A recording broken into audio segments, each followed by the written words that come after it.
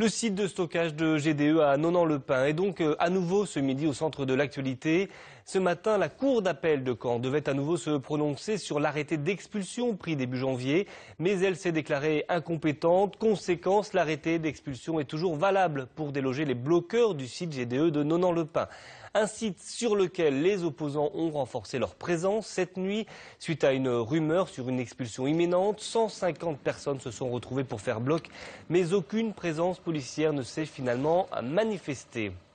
Franck Baudreau, bonjour. Vous avez passé une partie de la nuit sur place. Les anti-GDE auront au moins réussi une nouvelle fois à prouver leur capacité de mobilisation. Quelle est l'ambiance ce matin sur place ? Oui, bonjour Erwan. Écoutez, pour ne rien vous cacher, ici à Nonant-le-Pin, nous sommes dans le brouillard le plus complet. Le brouillard au sens propre comme au sens figuré. Car avec cette décision de justice, qui finalement n'en est pas une, avec un tribunal qui finalement se déclare incompétent, eh bien comme vous l'avez dit, l'arrêté d'expulsion court toujours. Alors les opposants sont toujours là, sur place. Ils s'attendent à l'arrivée des forces de l'ordre. Et d'ailleurs, cette nouvelle rumeur persiste en nous disant que les forces de l'ordre seraient en chemin pour arriver ici sur le site de Nonant-le-Pin, ce site de GDE qu'ils occupent depuis maintenant près de 3 mois. Alors François Dufour, le vice-président du conseil régional, était sur les lieux encore à l'instant. Il nous indiquait que ce serait une grave erreur si la force devait être employée, si l'on devait expulser ces citoyens. Laurent Beauvais, le président du conseil régional, était également sur les lieux jusqu'à 1 h du matin. Et avec le député Yves Goasdoué, ils font une nouvelle proposition pour faire avancer ce dossier. Écoutez cette interview réalisée cette nuit avec la suppléante d'Yves Goasdoué.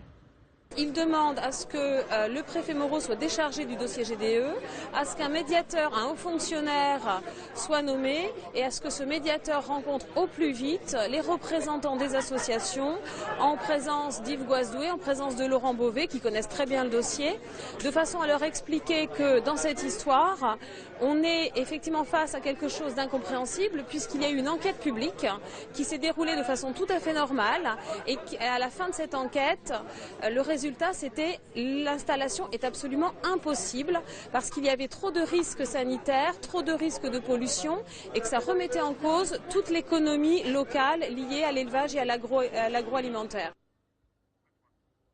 La suite, vous la connaissez, donc le préfet de l'Orne qui autorise l'installation de GDE sur ce site de Nonant-le-Pin.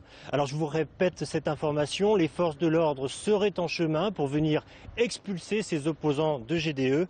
S'ils ne sont pas expulsés, eh bien vendredi, ils fêteront entre guillemets leur 3e mois d'occupation sur ce site. Merci Franck, un dossier à suivre évidemment dans le journal GDE. L'arrêt d'expulsion court toujours. La Cour d'appel de Caen devait se prononcer ce matin sur la demande de retrait formulée par les opposants, mais le président s'est déclaré incompétent car il ne peut pas juger sa propre décision.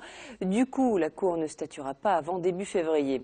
C'est long car il faut tenir. À Nonant-le-Pin, les opposants pensaient être expulsés à l'aube, mais rien ne s'est passé. Catherine Bérat et Mathieu Bellingen. Il faut rester ensemble encore. Voilà. Très important. Guerre des nerfs, guerre d'usure, partira, partira pas. Toute la journée, les anti-GDE ont maintenu la pression et motivé les troupes présentes en nombre, malgré l'accumulation des nuits blanches. Ça va aller, ça va aller. Ne vous inquiétez pas, tout le monde va tenir. Il n'y a pas de souci. On lâchera rien. Plusieurs élus sont venus soutenir le mouvement, certains appartenant à la majorité gouvernementale. Ils sont là pour s'opposer à toute tentative de coup de force. En tous les cas, ce serait extrêmement grave de faire partir ici les gens par la force publique pour ouvrir la voie des camions demain matin. Très grave, une intervention des gendarmes mobiles est politiquement suicidaire contre des citoyens pacifiques, ce que le député de Flers tente de faire comprendre au sommet de l'État. Le député Yves Goasdoué essaie de négocier avec les ministres de façon à faire bien comprendre qu'ici, personne n'est armé, personne ne cherche à nuire à l'ordre public, au contraire. Tout ce que demandent les anti-GDE, c'est que les expertises ordonnées par la justice puissent être menées. Pour cela, il ne faut pas que des camions pleins de déchets industriels contaminent plus le site. Effectivement, nous sommes sur un domaine public. Et on occupe ce domaine public pour empêcher un exploitant d'exploiter sans autorisation. Donc on va leur dire, on va rappeler que nous sommes dans une désobéissance civique, dans une résistance passive, et que de toute façon le combat continue, parce que nous avons à continuer pour que ce projet ne voit jamais le jour. Par leur mobilisation sans faille, les militants ont évité l'usage de la force ce mardi. Mais demain, tout sera à refaire. Les gendarmes se tiennent toujours prêts à les expulser aux portes d'Alençon.